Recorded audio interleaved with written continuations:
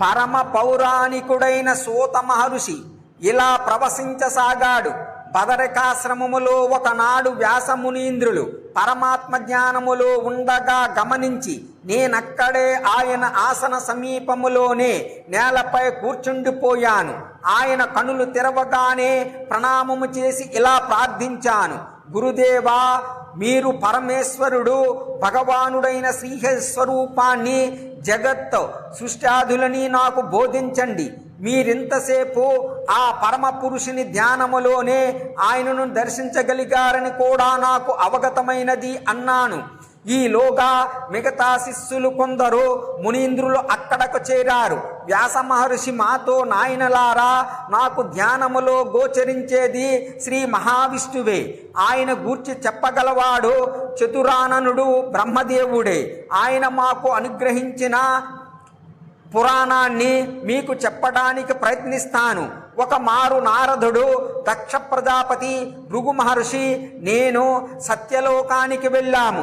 అది ఆది బ్రాహ్మణుడు, గురువులకే గురువు, సృష్టికర్త అయిన ఆ దేవదేవునికి ప్రణామము చేసి, హే దేవదేవేశ, సర్వవేదసారము సర్వజ్ఞాన పారముని మీరే, మాకు సారతత్వాన్ని అనుగ్రహించండి అని ప్రార్థించాం. సర్వశాస్త్ర సారభూతము పురాణము ప్రాచీన కాలములో శ్రీ మహావిష్ణువు నాకు శివునికి అన్య దేవతలకు దీనిని వినిపించాడు అంటూ బ్రహ్మ ఆ సందర్భాన్ని ఇలా వివరించాడు. ఒక మారు ఇంద్రాది దేవతలతో కలిసి శివదర్శనానికై నేను కైలాసానికి వెళ్ళాను. అక్కడ పరమశివుడు పరమభక్తితో ఎవరినో ధ్యానించటం చూసి ఆశ్చర్యపోయాను. ఆయన కనులు తెరిచి మమ్ము చూడగానే ప్రణామము చేసి, హే సదాశివ, మీరు ఇంకొక దేవుణ్ణి ధ్యానిస్తున్నట్లు మాకు అనిపించింది. మీకంటే గొప్ప దేవుడు వేరొకరున్నారని మాకింతవరకు ఎవ్వరూ చెప్పలేదు. మీరే ధ్యానించదగ్గ పరమ దేవతా స్వరూపముంటే మమ్ము కరుణించి ఆ పరమ సారతత్వాన్ని మాకు అనుగ్రహించండి అని అడిగాను. బ్రహ్మాది దేవతలారా, నేను సర్వఫలదాయకుడు, సర్వవ్యాపి, సర్వరూపుడు, సర్వ ప్రాణి హృదయవాసి పరమాత్మ సర్వేశ్వరుడు నగు విష్ణు భగవానుని సదా ధ్యానిస్తుంటాను. బ్రహ్మదేవ, ఆ స్వామి ఆరాధనలో భాగంగానే ఎల్లవేళలా భస్మాన్ని జటాజూటాన్ని ధరించి నిరంతర వ్రతాచరణ నిరతుడునై ఉంటాను. ఎవరైతే సర్వవ్యాపకుడు, అద్వైతుడు, జయశీలుడు, నిరాకారుడు, సాకారుడు, పద్మనాభుడు, నిర్మల విశుద్ధ పరమహంస స్వరూపుడు అయి ఉండి తాను వెలుగుతూ విశ్వాన్ని వెలిగిస్తున్నాడో ఆ పరమ పద పరమేశ్వర భగవానుడైన శ్రీహరిని నేను ధ్యానిస్తున్నాను. ఈ విష్ణు సారతత్వాన్ని ఆయన వద్దకే పోయి తెలుసుకోవాలి పదండి అన్నాడు పరమేశ్వరుడు. ఆయన ఇంకా ఇలా చెప్పాడు, సంపూర్ణ జగత్తంతా ఆయనలోనే ప్రళయకాలములో ప్రవేశిస్తోంది. అందుకే మీతో నాతో సహా అందరికీ శరణ్యుడాయనే. నేను ఆయన చింతనలోనే మగ్నుడనై ఉంటాను. కాబట్టి మీకు జ్ఞానిగా గోచరిస్తున్నాను. ఒకే సూత్రములో గుచ్చబడిన మనులలాగా మనమంతా సత్వరజస్తమో గుణములతో సహా ఆ సర్వేశ్వరుని యందే ఉన్నాము. సహస్రముఖుడు, సహస్రాది కబుజుడు, సూక్ష్మత కన్నా సూక్ష్ముడు, స్థూలత కన్నా స్థూలుడు, గురువులలో ఉత్తముడు, పూజ్యులలో పూజ్యతముడు, శ్రేష్ఠులకే శ్రేష్ఠుడు, సత్యాలలో పరమసత్యము, సత్యకర్ముడు, పురాణాలలో స్తుతింపబడు పురాణ పురుషుడు, ద్విజాతీయులలో బ్రాహ్మణోత్తముడు, ప్రళయకాలములో సంకర్షణునిగా కీర్తింపబడ్డవాడునగు ఆ పరమ ఉపాస్యుణ్ణే నేను ఉపాసిస్తున్నాను. సత్ అసత్ రూపాలకు ఆవల సత్యస్వరూపుడై ఏకాక్షర ప్రణవానికి మూలమై దేవ, యక్ష, రాక్షస, నాగ గణాలచే అర్చింపబడు విష్ణువునే నేను అర్చిస్తున్నాను. కొలనిలో చిన్న చిన్న చేపలు కదలాడుతున్నట్లు ఈ జగాలన్నీ మనతో సహా ఆ విశ్వరూపిణిలోనే కదలాడుతుంటాయి. ముఖములో అగ్ని, మస్తకములో ద్యులోకం, నాభిలో ఆకాశం, చరణాలపై భూమి, కన్నులలో సూర్యచంద్రులు గల విశ్వరూపం ఆయనది. ఉదరములో స్వర్గం, మర్త్యలోకం, పాతాళం, భుజాలలో సమస్త దిశలు, ఉచ్ఛ్వాసములో వాయువు, కేశపాం పుంజములో మేఘాలు, అంగసందులలో నదులు, కుక్షిలో సముద్రాలు ఎవరికైతే నిలిచి ఉంటాయో ఆ విశ్వరూపుడే నాకు దేవుడు. జగత్తనకు ఆది అయిన అనాది తత్వమైనది అట్టి నారాయణునికి నమస్కారము. ఏ పురాణ పురుషుని నుండి సర్గ, ప్రతిసర్గ, వంశ, మన్వంతర, వంశానుచరితలు ప్రవర్తితాలైనవో ఆ పరమాత్మ వద్దకే పోయి పరమ సారతత్వజ్ఞానమును పొందవలసి ఉన్నది అంటూ పరమశివుడు కూడా మాతో విష్ణువు వద్దకు బయలుదేరాడు. వ్యాసమునీంద్ర ఆ రోజు పరమశివునితో కలిసి మేమంతా శ్వేతద్వీపం చేరుకుని అక్కడున్న విష్ణు భగవానుని దర్శించి ప్రణామము చేసి స్తుతిలొనర్చాం. పరమ సార తత్వ స్వరూపుడునగు విష్ణువు ద్వారానే ఆ పరమతత్వము యొక్క సారాన్ని వినటానికి మేమంతా వేచి ఉండగా పరమేశ్వరుడు మా అందరి తరపున మహావిష్ణువునిలా ప్రార్థించాడు. హే దేవేశ్వర, హరే, దేవాది దేవుడెవరో, పరమేశ్వరుడెవరో, ధ్యేయుడెవరో, పూజ్యుడెవరో, ఈ పరమతత్వాన్ని ఏ వ్రతాల ద్వారా సంతుష్టపరచగలమో, ఏ ధర్మం ద్వారా, ఏ నియమాన్ని పాటించి, ఏ పూజలు చేసి, ఏ ఏ ఆచరణలో అనుసంధించి ఆ పరమాత్మను ప్రసన్నం చేసుకోగలమో తెలిస్తే అదే నిజమైన జ్ఞానం. ఆయన స్వరూపమెట్టిది. ఏ దేవుని ద్వారా ఈ జగత్తు సృష్టింపబడింది, దీనిని పాలించేదెవరు, ఆయన ఏ ఏ అవతారాలను ధరించి పనిచేస్తాడు, ప్రళయకాలములో ఈ విశ్వం ఎవరిలో కలిసిపోతుంది, సర్గలు, ప్రతిసర్గలు, వంశాలు, మన్వంతరాలు ఏ దేవుని ద్వారా ప్రవర్తితమవుతాయి, ఈ దృశ్యమాన జగత్తంతా ఏ దేవునిలో ప్రతిష్ఠితమై ఉంది, ఈ విషయాలన్నిటినీ తెలిపేదే నిజమైన జ్ఞానం, సత్యమైన సారతత్వం. నేను ఆ జ్ఞానానికి జిజ్ఞాసువుని. వీరంతా ఆ తత్వానికి అన్వేషకులు. మా అందరికీ పరమేశ్వర మహత్యాన్ని, జ్ఞానయోగాన్ని కూడా విని తరించాలని ఉంది. దయచేసి మమ్ము కృతార్థులను చేయండి. అప్పుడు భగవానుడైన విష్ణువు శివునికి పరమాత్మ మహత్యాన్ని, ఆయన ప్రాప్తిని, సాధనభూతమైన జ్ఞానాన్ని, యోగాదిక నియమాలను, అష్టాదశ విద్యలలో విరాజమానమైన జ్ఞానాన్ని ఈ విధముగా ప్రసాదించాడు. రుద్రదేవ, బ్రహ్మాది దేవతలారా, నేనే అందరు దేవతలకు ఆరాధ్య దైవాన్ని, సర్వలోకాలకి స్వామిని నేనే. దేవ మానవాది జాతులన్నిటికీ ధ్యేయాన్ని, పూజ్యాన్ని, స్తుతియోగ్యుడును నేనే.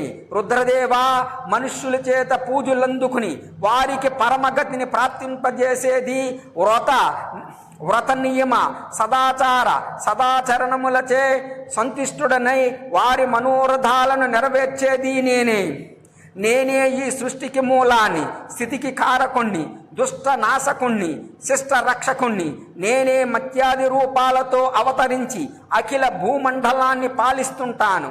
మంత్రాన్ని నేనే, దాని అర్థాన్ని నేనే. పూజ వల్ల ధ్యానం ద్వారా ప్రాప్తించే పరమతత్వాన్ని నేనే. స్వర్గాదులను సృష్టించినది నేనే, ఆ స్వర్గాదులు నేనే. యోగిని, యోగాన్ని, ఆద్యయోగాన్ని, పురాణాన్ని నేనే. జ్ఞాతను, శ్రోతను, మననకర్తను కూడా నేనే. సంభాషింపబడు విషయాలన్నీ సంభాషించే వ్యక్తిని నేనే. ఈ జగత్తును నేనే. అందులోని సమస్త పదార్థాలు నా స్వరూపాలే. భోగ మోక్షప్రదాయకమైన పరమదైవాన్ని నేనే.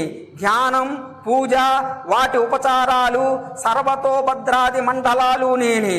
ఏ శివాది దైవతములారా, నేనే వేదాన్ని, ఇతిహాస స్వరూపుడను, సర్వజ్ఞానమయుడను, సర్వలోకమయుడను, బ్రహ్మాది దేవతల ఆత్మస్వరూపుడను నేనే. సాక్షాత్తు సదాచారాన్ని, ధర్మాన్ని, వైష్ణవాన్ని, వర్ణాశ్రమాన్ని, వాటి వెనుకనున్న సనాతన ధర్మాన్ని నేనే. యమనియమాలు, వ్రతాలు, సూర్యచంద్ర మంగళాది గ్రహాలు నేనే. ప్రాచీన కాలములో పక్షిరాజైన గరుత్మంతుడు గొప్ప తపస్సు ద్వారా నన్ను ఆరాధించాడు. అతని తపస్సు వల్ల సంతుష్టుడనై సాక్షాత్కరించి నీకేమి కావాలో కోరుకో అన్నాను. దేవదేవ, నాగులు నా తల్లిని దాసీగా చేసుకున్నారు. ఆమెను ఆ దాసీత్వ గ్రహణం నుండి విడిపించడానికి అమృతం కావాలి. మీరు నాకు వరమిస్తే నేను అవసరమైన వారిని గెలిచి నా తల్లికి దాస్య విముక్తిని గావించి వచ్చి మీ వాహనముగా శాశ్వతముగా నిలిచిపోతాను.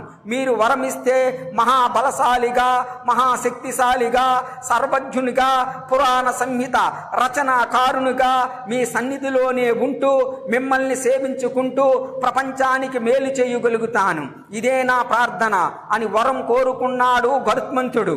అప్పుడు నేను ఇలా ఆశీర్వదించాను, ఓ పక్షిరాజా, నీవడిగిన వరం నీకు సంపూర్ణముగా లభిస్తోంది. నాగదాస్యము నుండి నీ తల్లి వినతకు విముక్తి లభిస్తోంది. దేవతలనందరినీ ఓడించి అమృతాన్ని అవలీలగా సాధించి తేగలవు. అత్యంత శక్తి సంపన్నతను కూడా సాధించి నా వాహనానివి కాగలవు.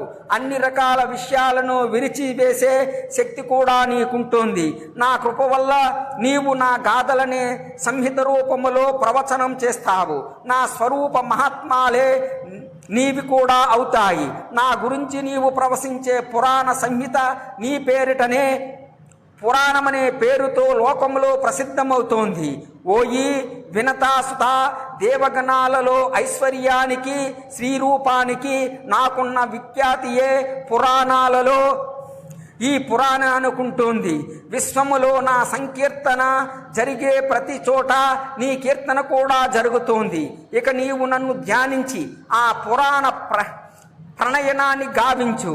ఇంతవరకు చెప్పి మహావిష్ణువు ఇంకా అలా అన్నాడు, పరమశివ, నా ద్వారా గ్రహించిన గరుడు కశ్యప మహర్షికి వినిపించాడు. కశ్యపుడి పురాణాన్ని వినటం వల్ల అబ్బిన గారుడి విద్య బలం వల్ల ఒక కాలిపోయిన చెట్టును తిరిగి బ్రతికించగలిగాడు. గరుడు కూడా ఈ విద్య ద్వారా అనేక ప్రాణులను పునర్జీవితులను చేశాడు. యక్షి ఓం స్వాహ అనే మంత్రాన్ని జపిస్తే గారుడి పరావిద్యను పొందే యోగ్యత లభిస్తోంది. రుద్రదేవ, నా స్వరూపంచే పరిపూర్ణమైన గరుడిని జ్ఞానముఖం ద్వారా వెలువడిన ఈ మహాపురాణాన్ని మీరు వినండి. సౌనికాది మునీంద్ర, సాక్షాత్తు మహావిష్ణువు నుండి శివ, బ్రహ్మ, దేవాది దేవులు, బ్రహ్మ ద్వారా మా గురువు గారు వ్యాస మహర్షి, ఆయన అవ్యాజానుగ్రహం వల్ల నేను వినగలిగిన పురాణాన్ని నా భాగ్యంగా భావించి ఈ పవిత్ర నైమిసారణ్యములో మీకు వినిపిస్తున్నాను. ఇందులోని వివిధ అంశాలేమనగా సర్గవర్ణనం, దేవార్చనం, తీర్థ మహాత్యం, భువన వృత్తాంతము, మన్వంతరం, వర్ణ ధర్మాలు, ఆశ్రమ ధర్మాలు, దాన ధర్మం, రాజధర్మం, వ్యవహారము, వంశానుచరితము, వ్రతం, నిధాన పూర్వక అష్టాంగ ఆయుర్వేదం, ప్రళయం, ధర్మం, కర్మం, కామం, అర్థము, ఉత్తమ జ్ఞానం, ముఖ్యముగా విష్ణు భగవాని మాయామయ సహజలీలల విస్తార వర్ణనం, వాసుదేవుని కరుణచే గరుత్మంతుడు ఈ పురాణోపదేష్టగా అత్యంత సామర్థ్యాన్ని చూపించాడు. విష్ణువాహనముగా ఈ సృష్టి, స్థితి, ప్రళయ కార్యాలలో కూడా పాలు పంచుకుంటున్నాడు. దేవతలను జయించి అమృతాన్ని తెచ్చి ఇచ్చి తన తల్లి దాస్య విముక్తి కార్యాన్ని కూడా సఫలం చేసుకోగలిగాడు. విష్ణు భగవాని ఉదరములోనే అన్ని భువనాలు ఉంటాయి. అయినా ఆయనకు ఆకలి వేస్తే గరుడే దానిని తీర్చాలి. హరి శివాదులకు హరిరూపుడైన గరుడు కశ్యప మహర్షికి చెప్పిన ఈ పవిత్ర పురాణం తనను ఆధారముగా చదివే వారికి అన్నిటినీ ప్రసాదించగలదు. వ్యాసదేవునికి మరొక్క మారు నమస్కరించి పురాణాన్ని ప్రారంభిస్తున్నాను. సృష్టి వర్ణనం. హే జనార్దన, సర్గ, ప్రతిసర్గ, వంశ, మన్వంతర, వంశానుచరితములన్నిటినీ విస్తారపూర్వముగా వర్ణించండి అని పరమేశ్వరుడు ప్రార్థించాడు. ఖగవాహనుడు కాలకంఠాదులకిలా చెప్పసాగాడు. పరమేశ్వర, సర్గాదులతో బాటు సర్వ పాపాలను నశింపజేయు సృష్టి, స్థితి, ప్రళయ స్వరూపమైన విష్ణు భగవానుని సనాతన క్రీడను కూడా వర్ణిస్తాను, వినండి. నారాయణ రూపములో ఉపాసింపబడుతున్న ఆ వాసుదేవుడే ప్రకాశ స్వరూపుడైన అనగా కనబడుతున్న పరమాత్మ, పరబ్రహ్మ, దేవాది దేవుడు, సృష్టి స్థితి లయాలకు కర్త ఆయనే. ఈ దృష్టాదృష్టమైన జగత్తంతా ఆయన వ్యక్తావ్యక్తమైన స్వరూపమే. ఆయనే కాలరూపుడు, పురుషుడు. బాలురు బొమ్మలతో క్రీడించినట్లయిన లోకముతో క్రీడిస్తాడు. ఆ లీలలను వర్ణిస్తాను వినండి. అంటే ఇవన్నీ నా లీలలే. జగత్తును ధరించే పురుషోత్తమునికి జగత్తుకున్న ఆద్యంతాలు లేవు. ఆయన నుండి ముందుగా అవ్యక్తమైనవి జనించగా వాటి ఆత్మ ఉత్పత్తి అవుతుంది. అవ్యక్త ప్రకృతి నుండి బుద్ధి, బుద్ధి నుండి మనస్సు, మనస్సు నుండి ఆకాశం, ఆకాశము నుండి వాయువు, వాయువు నుండి తేజం, తేజము నుండి జలం, జలము నుండి పృథ్వీ పుట్టాయి. పరమేశ్వర, దీని తరువాత ఒక బంగారు గుడ్డు పుట్టింది. పరమాత్మ స్వయముగా అందులో ప్రవేశించి సర్వప్రథమంగా తానొక శరీరాన్ని ధరిస్తాడు. ఆయనే చతుర్ముఖ బ్రహ్మరూపాన్ని ధరించి రజోగుణ ప్రధానమైన ప్రవృత్తితో బయటికి వచ్చి ఈ చరాచర విశ్వాన్ని సృష్టి చేశాడు. దేవ, అసుర, మనుష్య సహితమైన ఈ సంపూర్ణ జగత్తు ఆ అంధములోనే ఉంటోంది. ఆ పరమాత్మయే స్వయం షష్ఠయగు బ్రహ్మరూపములో ప్రపంచాన్ని సృష్టిస్తాడు. విష్ణు రూపములో దాని పాలన చూసుకుంటాడు. కల్పాంతకాలములో రుద్రరూపములో దానిని సంపూర్ణముగా లయింపజేస్తాడు. సృష్టి సమయములో ఆ పరమాత్మయే వరాహ రూపాన్ని ధరించి జలమగ్నయైన భూమిని తన కొమ్ముతో తేల్చి ఉద్ధరిస్తాడు. శంకరదేవ, ఇక దేవాదుల సృష్టి యొక్క వర్ణనను సంక్షిప్తముగా తెలియజేస్తాను. అన్నిటికన్నా ముందు ఆ పరమాత్మ నుండి మహతత్వం సృష్టింపబడుతోంది. 2వ సర్గలో పంచ తన్మాత్రల అనగా రూప, రస, గంధ, స్పర్శ, శబ్దముల ఉత్పత్తి జరుగుతోంది. దీన్నే భూత సర్గ అంటారు. వీటి ద్వారానే పంచమహాభూతములైన నేల, నీరు, నిప్పు, గాలి, నింగి సృష్టింపబడతాయి. 3వది వైకారిక సర్గ. కర్మేంద్రియాలు, జ్ఞానేంద్రియాలు ఈ దశలోనే పుడతాయి. కాబట్టి దీనిని ఐంద్రిక సర్గని, బుద్ధి దశ కూడా ఇదే అవుతోంది. కాబట్టి దీన్ని ప్రాకృత సర్గయని కూడా అంటారు. 4వది ముఖ్య సర్గ. పర్వతాలు, వృక్షాలు మానవ జీవనములో ముఖ్య పాత్రను పోషించాలి. అవి సృష్టింపబడే సర్గ కాబట్టి దీనికా పేరు వచ్చింది. 5వ తిరియక్ సర్గ. పశుపక్షాదులు ఈ సర్గలో పుడతాయి. తరువాత 6వ సర్గలో దేవతలు, 7వ సర్గలో మానవులు సృష్టింపబడతారు. వీటిని క్రమముగా ఊర్ధ్వశ్రోత, అర్వాక్ శ్రోత సర్గలంటారు. దేవతల కడుపులో పడిన ఆహారం పైకి, మానవులది క్రిందకి చరిస్తాయి. 7వ సర్గ మానుష సర్గ. 8వది అనుగ్రహ నామకమైన సర్గ. ఇది సాత్విక, తామసిక గుణ సంయుక్తం. ఈ 8వ సర్గలలో 5 వైకృత్యాల ఈ 8వ సర్గలో 5 వైకృతాలని, 3 ప్రాకృత సర్గలని చెప్పబడుతున్నాయి. అయితే 9వదైన కౌమార నామక సర్గలో ప్రాకృత, వైకృత సృష్టులు 2 చేయబడతాయి. రుద్రాది దేవతలారా, దేవతల నుండి స్థావరాల వరకు 4 ప్రకారాల సృష్టి జరుగుతోంది. సృష్టి చేసేటప్పుడు బ్రహ్మ నుండి ముందుగా మానసపుత్రులు ఉత్పన్నులయ్యారు. తరువాత దేవ, అసుర, పితృ, మనుష్య సర్గ చతుష్టయం వచ్చింది. అప్పుడు పరమాత్మ జల సృష్టి కార్యములో సంలగ్నుడైనాడు.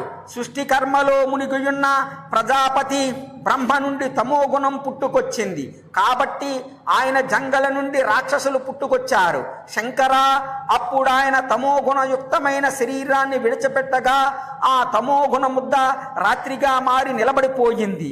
యక్షులకి, రాక్షసులకి అందుకే రాత్రి అంటే చాలా ప్రీతి. తరువాత బ్రహ్మ యొక్క సత్వగుణ మాత్ర వల్ల ఆయన ముఖము నుండి దేవతలు ఉద్భవించారు. తరువాత ఆయన సత్వగుణయుక్తమైన శరీరాన్ని కూడా విడనాడగా దాని నుండి పగల పుట్టింది. దేవతలకు పగల ప్రీతి పాత్రం. తరువాత బ్రహ్మ యొక్క సాత్విక శరీరము నుండి పితృగణాలు ఉద్భవించాయి. బ్రహ్మ ఆ సాత్విక శరీరాన్ని వదిలిపోయినప్పుడు అది సంధ్యగా మారిపోయింది. ఈ సంధ్య పగటికి రాత్రికి మధ్య వచ్చే సమయం. తదనంతరం బ్రహ్మ యొక్క రజోమయ శరీరము నుండి మానవులు పుట్టారు. ఆయన ఆ శరీరాన్ని పరిత్యజించినప్పుడది జ్యోత్స్న అనగా ప్రభాత కాలముగా మారింది. అదే ఉదయ సంధ్య. ఈ రకముగా జ్యోత్స్న, పగలు, సంధ్య, రాత్రి అనేవి బ్రహ్మ శరీర సంభూతాలు. తరువాత బ్రహ్మ రజోగుణమయ శరీరము నుండి క్షుధ, క్రోధం జనించాయి. పిమ్మట బ్రహ్మ నుండియే ఆకలి దప్పులు అతిగా కలవారు, రక్తమాంస సేవనులు నగు రాక్షసులు, యక్షులు పుట్టుకొచ్చారు. ఎవరి నుండి సామాన్య జీవునికి రక్షణ అవసరమో వారు రాక్షసులు. యక్ష శబ్దానికి తినుటే అని అర్థము. యక్షులు ధనదేవతలు. ధనం కోసం వీరిని పూజిస్తారు. ఈ పూజలో భక్షణ కూడా ఒక భాగం. ఈ భక్షణ వల్ల వీరిని యక్షులంటారు. అటు పిమ్మట బ్రహ్మకేశాల నుండి సర్పాలు, క్రోధము నుండి భూతాలు పుట్టినవి. చురుకైన కదలికను సర్పమంటారు. అది కలవి సర్పాలు. తరువాత బ్రహ్మలో కలిగిన క్రోధ పునవాసన పాములకు తగిలింది. అందుకే వాటికి క్రోధం ఎక్కువ. తరువాత బ్రహ్మ నుండి పాట పాడుతూ నాట్యమాడుతూ కొన్ని ప్రాణులు నిర్గమించాయి. పాడేవారు గంధర్వులు కాగా ఆడేవారు అప్సరులయ్యారు. తరువాత ప్రజాపతి అయిన బ్రహ్మ వక్షస్థలము నుండి స్వర్గము, త్రిలోకము పుట్టాయి. ఆయన ముఖము నుండి అజము, మేక, ఉదరము నుండి గోవు, పార్శ్వాల నుండి ఏనుగు, గుర్రము, మహిషము, ఒంటె, తోడేలు జాతులు పుట్టినవి. ఆయన రోమాల నుండి ఫల, పుష్ప, ఔషధ జాతి వృక్షాలు ఉద్భవించాయి. తరువాత 7 రకాల జంతువులు పుట్టాయి. అవి క్రమంగా పులి వంటి హింసకాలు, పశువులు. ఇది ఒక దశ. 2 గోళ్ళ గిట్టల జంతువులు, నీటి క్షీరదాలు, కోతి జాతి పక్షులు, ఉభయచరాలు, సరీసృపాలు. బ్రహ్మ యొక్క పూర్వాది 4 ముఖాల నుండి క్రమముగా ఋగ్వజు సామధర్వ వేదాలు జనించాయి. ఆయన ముఖము నుండి బ్రాహ్మణులు, భుజాల నుండి క్షత్రియులు, ఊరువుల నుండి వైశ్యులు, పాదాల నుండి శూద్రులు ఉత్పన్నులైరారు. వెంటనే బ్రహ్మ వారిలో ఉత్తములైన బ్రాహ్మణులకు బ్రహ్మలోకాన్ని, క్షత్రియులకు ఇంద్రలోకాన్ని, వైశ్యులకు వాయులోకాన్ని, శూద్రులకు గంధర్వలోకాన్ని నివాసులుగా నిర్ధారణ చేశాడు. ఆయనే బ్రహ్మచారులకు బ్రహ్మలోకాన్ని, స్వధర్మ నిరతులై గృహస్థాశ్రమాన్ని నిర్వహించిన వారికి ప్రాజాపత్యలోకాన్ని, వానప్రస్థులకి సప్తర్షి లోకాన్ని, సన్యాసులకు పరమ తపోనిధులకు అక్షయలోకాన్ని ప్రాప్యలోకాలుగా నిర్ధారణ చేశాడు. శంకర ప్రజాపతి బ్రహ్మ పరలోకములో నివసించే మానస ప్రజా సృష్టి తర్వాత నరలోక సృష్టి విస్తారాన్ని గావించే మానసపుత్రుల వైపు దృష్టి సారించాడు. ఆయన నుండియే యములు, రుద్రులు, మనువులు, సనకుడు, సనాతనుడు, భృగువు, సనత్కుమారుడు, రుచి, శ్రద్ధ, మరీచి, అత్రి, అంగిరుడు, పులస్థుడు, పులహుడు, క్రతువు, వశిష్ఠుడు, నారదుడు జనించారు. అలాగే పితృగణాల వారు 7 అనగా బర్హిషద, అగ్నిస్వాత, క్రవ్యాధ, ఆజ్యప, సుఖాలిన, ఉపహూత, దీప్య నాయకులు కూడా ఉద్భవించారు. వీరిలో మొదటి 3 అమూర్త రూపులు, చివరి 4 మూర్త రూపులు. అంటే కళ్ళకు కనిపిస్తారు. కమల గర్భుడైన బ్రహ్మ దక్షిణ అంగుష్టం కుడి బొటనవేలు నుండి ఐశ్వర్య సంపన్నుడైన దక్ష ప్రజాపతి ఎడమ బొటనవేలు నుండి ఆయన భార్య పుట్టారు. వీరికి శుభలక్షణములైన ఎందరో కన్యలు పుట్టగా వారిని బ్రహ్మ మానస పుత్రులకు దక్ష ప్రజాపతి సమర్పించాడు. సతీదేవి అను పుత్రికను రుద్రునికిచ్చి పెండ్లి చేయగా వారికి పెద్ద సంఖ్యలో మహాపరాక్రమశాలురైన పుత్రులు పుట్టారు. దక్షుడు ఒక అసాధారణ రూపవతి, సుందర సులక్షణ లక్షిత జాతాయగు ఖ్యాతియను కూతురిని భృగు మహర్షికిచ్చి పెళ్లి చేశాడు. వారికి దాత విధాతలను కొడుకులు శ్రీయను కూతురు కలిగారు. ఈ శ్రీనే హరి వరించి శ్రీహరి అయినాడు. వారికి ఫల ఉన్మాదులను కొడుకులు కలిగారు. మహాత్ముడైన మనువుకి ఆయతి నియతి అను ఇద్దరు కన్యలు పుట్టగా వారిని భృగుపుత్రులైన దాత విధాతలకిచ్చి పెళ్లి చేశాడు. వారికి ప్రాణుడు మృకండు పుట్టారు. నీతిపుత్రుడైన మృకండుని కొడుకే మహానుభావుడు మహర్షి అయిన మార్కండేయుడు. మరీచి సంభూతులకు పౌర్ణమాసుడను పుత్రుడు జన్మించాడు. ఆ మహాత్ముని పుత్రులు విరజుడు సర్వగుడు. అంగిరామునికి దక్షకన్య స్మృతి ద్వారా ఎందరో పుత్రులు సినీవాలి కుహు రాక అనుమతి నామక కన్యలు కలిగారు. అనసూయకు అత్రి ద్వారా చంద్రుడు దుర్వాసుడు దత్తాత్రేయుడు కలిగారు. పులస్తునికి ప్రీతి ద్వారా దత్తోలుడను పుత్రుడు పుట్టాడు. పులహ ప్రజాపతికి క్షమయను పత్ని ద్వారా కర్మసుడు అర్ధవీరుడు సహిష్ణువు అను పుత్రులు ఉద్భవించారు. క్రతువుకి పత్ని సుమతి ద్వారా 6000 మంది వాలక్కిల ఋషులు ఉద్భవించారు. వీరంతా ఊర్ధ్వరేతస్కులు. బొటనవ్రేలి పరిమాణం వారు. సూర్యునంత తేజస్సంపన్నులు. వశిష్ఠునికి పత్ని ఊర్జా ద్వారా రజుడు గాత్రుడు ఊర్ధ్వబాహుడు శరణుడు అనఘుడు సుతపుడు శుక్రుడు అను మహర్షులు ఉద్భవించారు. వీరిని సప్త మహర్షులంటారు. ఈయన శ్రీరామ గురువు వశిష్ఠుడు కాదు. శివశంకర దక్ష ప్రజాపతి తన కూతురైన స్వాహాను అగ్నిదేవునికిచ్చి వివాహం చేయగా వారికి పవమాన శుచులను పుత్రులు పుట్టారు. వీరే త్రేతాగ్నులు పరమ ఓజస్సులు. దక్షకన్య అయిన స్వదకుమేన వైతరిణియను కూతుళ్ళు పుట్టారు. వారు బ్రహ్మవాదినులు. మేనాకు హిమవంతుని ద్వారా మైనాకుడు పుత్రుడు గౌరీనామముతో ప్రసిద్ధి చెందిన పార్వతీదేవి అను కన్యా జన్మించారు. ఈమెయే పూర్వజన్మలో సతీదేవి. అప్పుడు బ్రహ్మయే స్వయముగా తనంతటి వాడైన స్వయంభవమనువుకు జన్మనిచ్చి అతనిని ప్రజాపాలన కార్యములో నియోగించాడు. సర్వవైభవ సంపన్నుడైన స్వయంభువమనువు మహారాజు తన అఖండ తపఫలముగా పరమశుద్ధ తేజస్విని తపస్విని అయిన శతరూపాదేవిని భారీగా పొందాడు. వారికి ప్రియవ్రతుడు ఉత్తానపాదుడు అను కొడుకులు ప్రసూతి ఆకూతి దేవహుతి అను కూతుళ్ళు కలిగారు. ఆడపిల్లల ముగ్గురిని క్రమముగా రుచి ప్రజాపతికి దక్ష ప్రజాపతికి కర్దమమునికి ఇచ్చి వివాహం జరిపించారు. రుచికి యజ్ఞుడనే కొడుకు దక్షయను కూతురు జన్మించారు. యజ్ఞునికి 12 మంది మహాబలశాలులైన పుత్రులు పుట్టారు. వారే యామ అను దేవగణానికి మూల పురుషులుగా ప్రఖ్యాతి నందారు. దక్ష ప్రజాపతికి ప్రసూతి ద్వారా 24 కూతుళ్ళు పుట్టారు. వారిలో శ్రద్ధ లక్ష్మి ధృతి సృష్టి పుష్టి మేధ క్రియ బుద్ధి లజ్జ వపు శాంతి బుద్ధి కీర్తి నామకులైన 13 కన్యలను దక్షిణ పుత్రుడైన ధర్ముడు పత్నులుగా స్వీకరించాడు.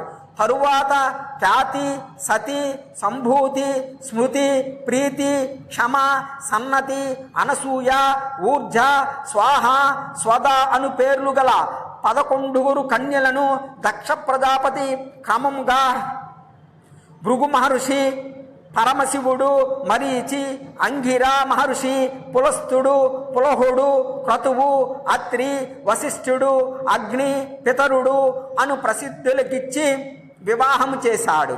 వీరిలో శ్రద్ధకు కాముడు లక్ష్మికి దర్పుడు ధృతికి నియముడు తుష్టికి సంతోషి పుష్టికి లోభుడు మేధకు శృతుడు క్రియకు దండలయ వినయులు బుద్ధికి బోధుడు లజ్జకు వినయుడు వప్పుకి వ్యవసాయ శాంతికి క్షేమ బుద్ధికి సుఖ కీర్తికి యశ అనువారులు పుట్టారు. కామదేవునికి రతి పత్ని కాగా వారికి అర్షుడుద్భవించాడు. కొంతకాలానికి దక్ష ప్రజాపతి అశ్వమేధ యాగాన్ని చేసి శివుని సతిని తప్ప ఇతర బంధువులనందరినీ ఆహ్వానించాడు. తండ్రి పిలవకపోయినా ఆ యజ్ఞానికి విచ్చేసిన సతి తన తండ్రి తిరస్కారాన్ని, తనకు జరిగిన అవమానాన్ని తట్టుకోలేక ఆ దక్షయజ్ఞ వాటికలోనే ప్రాణం త్యాగం చేసింది. ఆ సతియే మరుసటి జన్మలో హిమవత్పుత్రిగా పుట్టి పరమశివుని చేపట్టి గణేశునికి దేవసేనానికి తల్లి అయి లోకారాధ్య అయ్యింది. అక్కడ దక్షయజ్ఞములో తన సతి బలి అయిపోయినందుకు క్రుద్ధుడైన భృంగీశ్వర పినాకపాణి శంకర భగవానుడు దిగివచ్చి ఆ యజ్ఞాన్ని ధ్వంసం చేసి దక్షుని మానవునిగా ధ్రువవంశములో పుట్టమని శపించాడు.